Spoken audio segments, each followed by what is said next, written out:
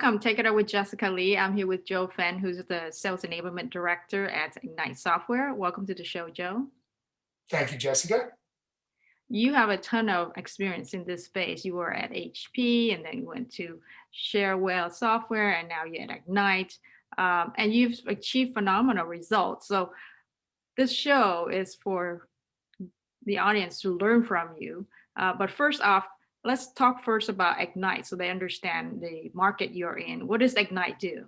Oh, thank you, Jessica. Yeah, big background in IT and IT sales. And here at Egnyte, we actually have an online storage repository and asset or content hosting solution that actually takes that collaborative file sharing from just hosting online but it adds to it an enterprise level of sharing and governance and data lifecycle management.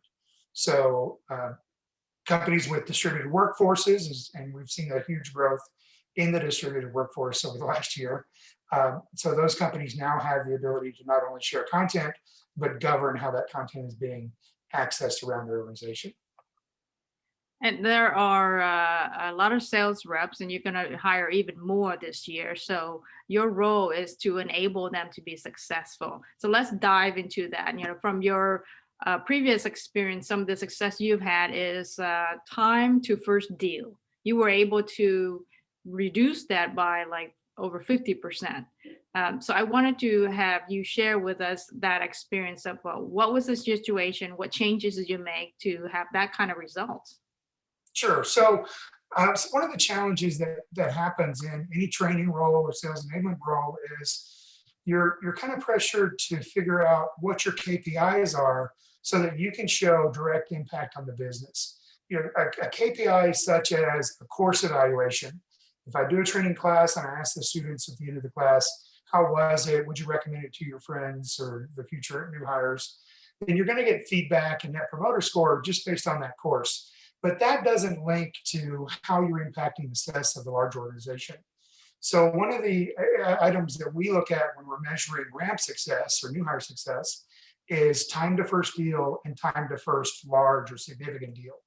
So we look at prior to the courses being implemented or edited and how long that took for a new hire to make their first deal, not a deal that had been kind of set up for them or staged for them or those random bluebird opportunities, but a deal that they went out, discovered, nurtured, and brought in.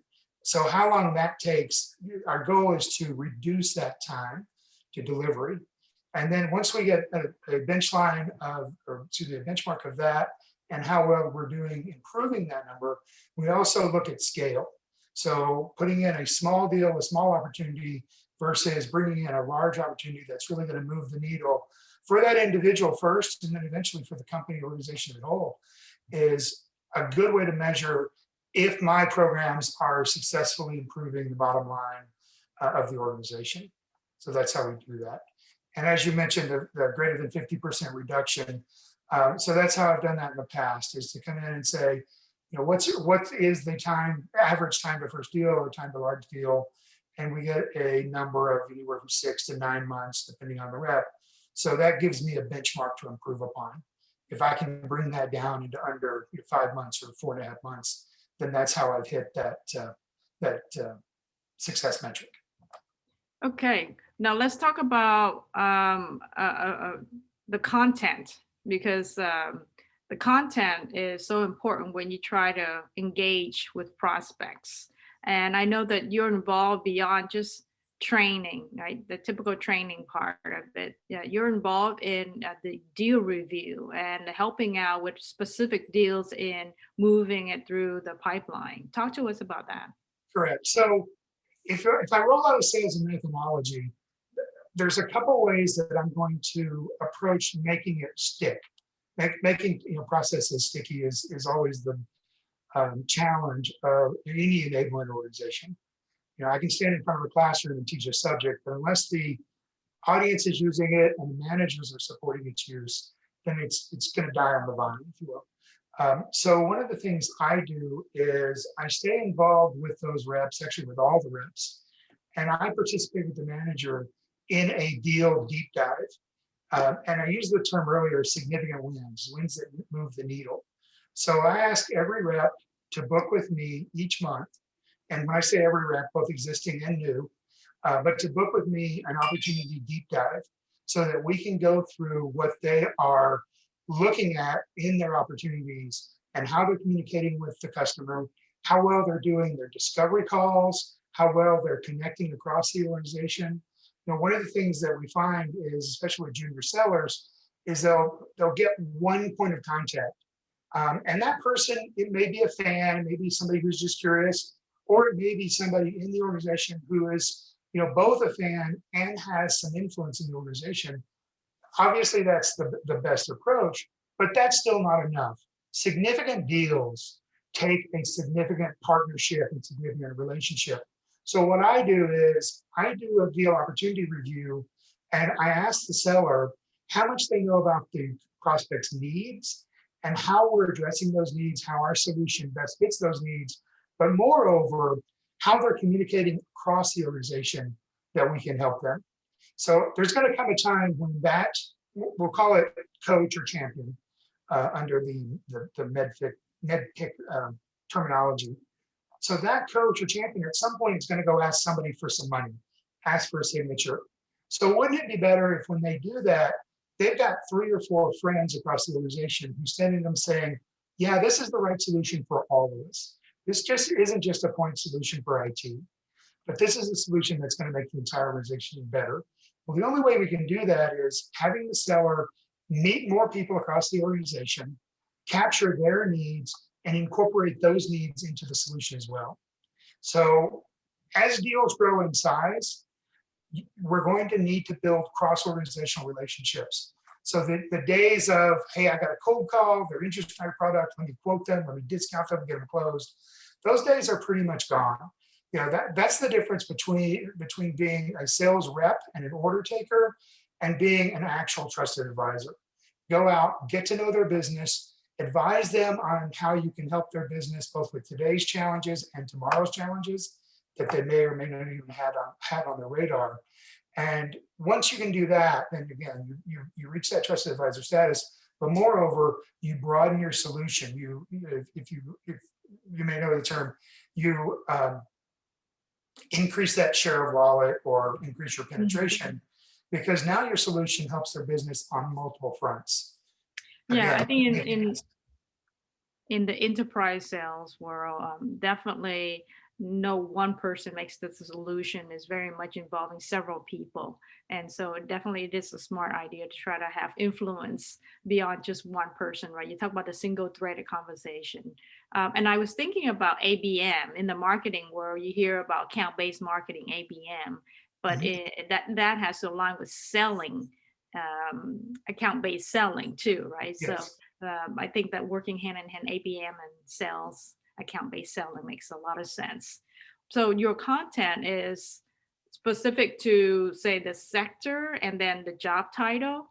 Does it go as deep as really personalized content because you know that person, whether it's a finance or the procurement or the actual IT person, how personalized or how deep do you get?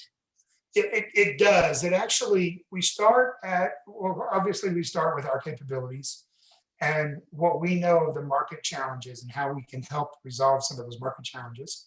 And then we begin to clarify that message for the industry and the verticals that we're approaching. And then within that, we do persona-based conversation. So the discovery call with an IT manager is going to be a bit different than a discovery call with a sales manager or with the CFO or finance organization. So that's our persona-based content. But then we take what we've learned from that discovery and then absolutely personalize the actual proposal to directly address the need that's presented across the organization at those various roles. As I said earlier, we're building cross-organization relationships to address cross-organizational needs, because that's really how you become a successful business partner, right? We're not just coming in to sell a point solution and move on to the next opportunity. We are building mutually beneficial business relationships so that we both succeed. We're not going to succeed if we just get as much money as we can out of them and sell them a solution that solves today's problem. They're not going to succeed if we charge them too much, and then, or even if we discount too much that we can't sustain our business, that's not good for them. So having a fair and mutually beneficial business relationship helps both organizations for long-term success. You're growing fast and you're going to be hiring a lot more people this year. How do you scale your effort, your program? Yes, we are growing fast, and we are looking at greatly increasing our sales footprint across the US and eventually extending around the world. Right now, we're in Europe and Middle East, and we're looking to expand into Asia. So there's a multi-pronged approach there. Obviously, my courses, actually, I'm very used to extending those into other world regions and delivering either online or actually in person when necessary. But that's only the start of it. To really make a program stick and work, I need the sales manager's support. So what I do is anytime I launch a new program, methodology, or enablement course, I go through it with the sales managers first. Make sure they're on board, make sure it's hitting the needs that they have to connect with their prospects and customers. And then as I roll it out and as I coach the salespeople directly, but at the same time, I'm coaching the sales managers to take over that individualized coaching. Earlier, we talked about our deal review process.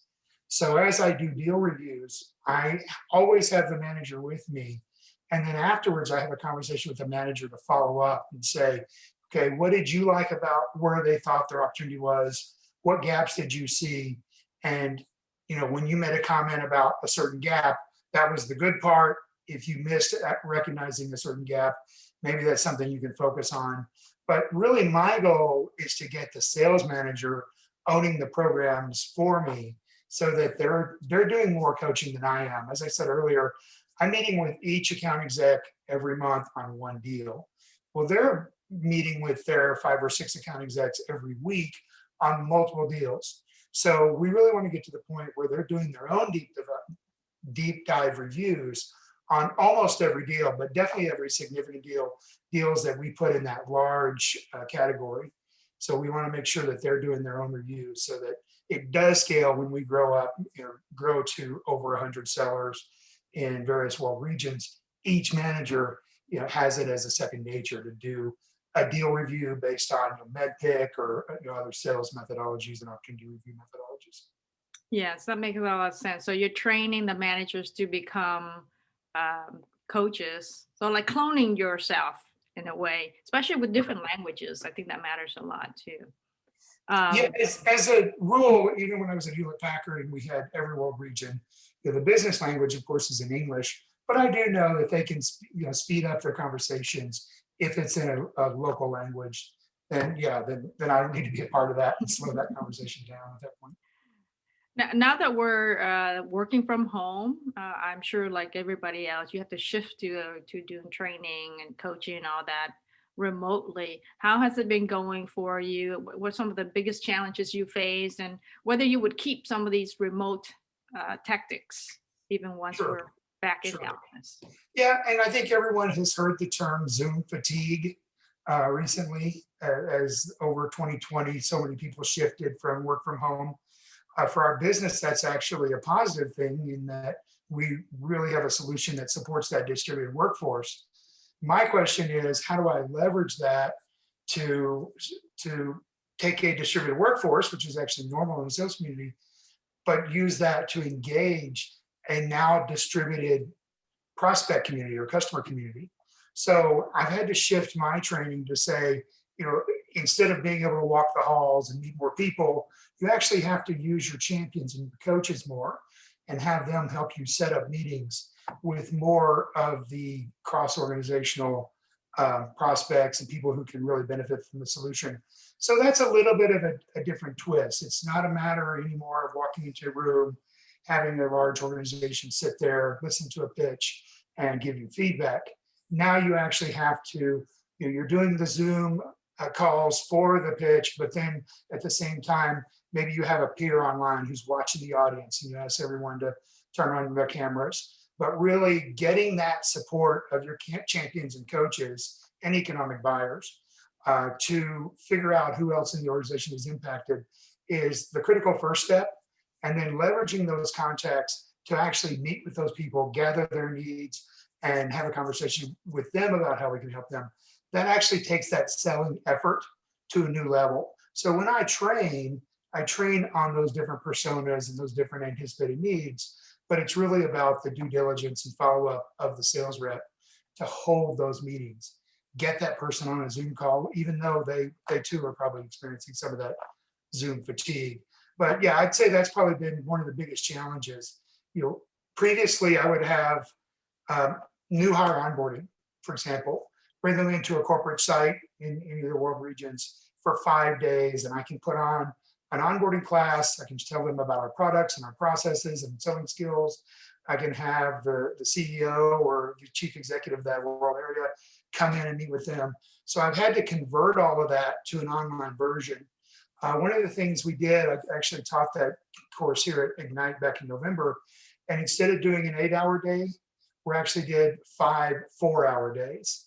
And surprisingly, when you're on that Zoom call for 4 hours, you actually need more breaks than you do when you're in that meeting room.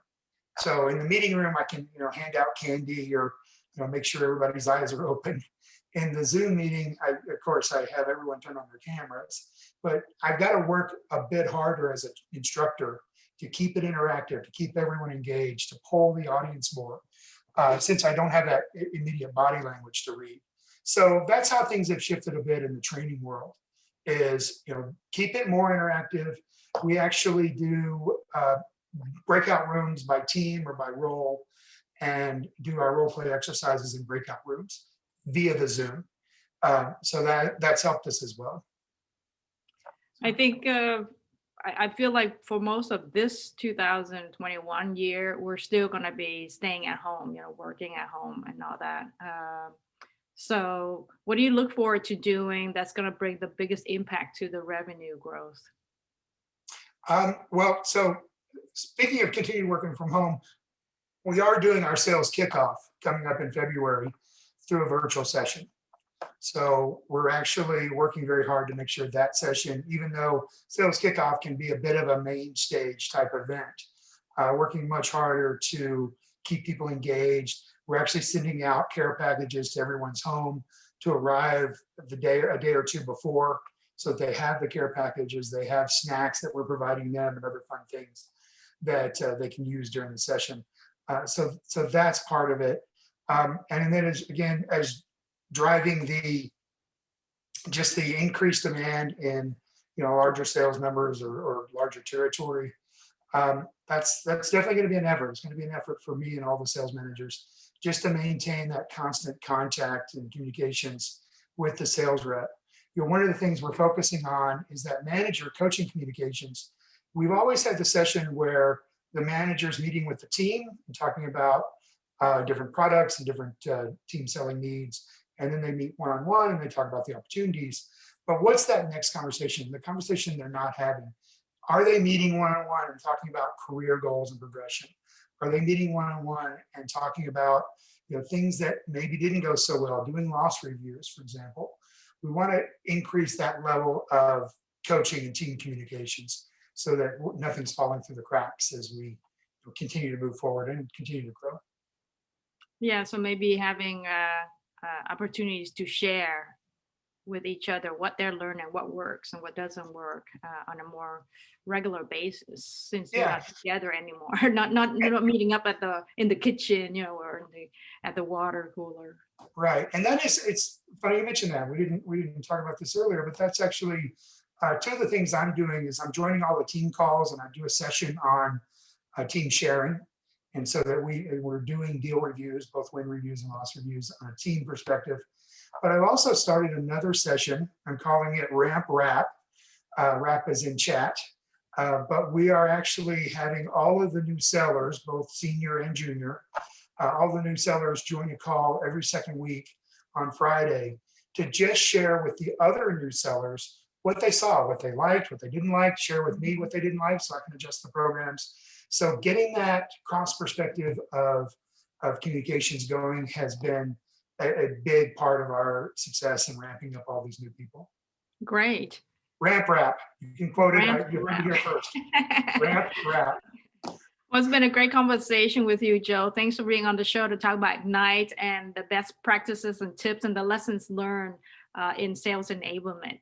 Yeah, thank you, Jessica. And I just want to say I really do enjoy your podcast, and it's kind of fun to see this. Thank you so much. There you have it. Take it up with Jessica Lee, Joe Fenn from Egnyte Software.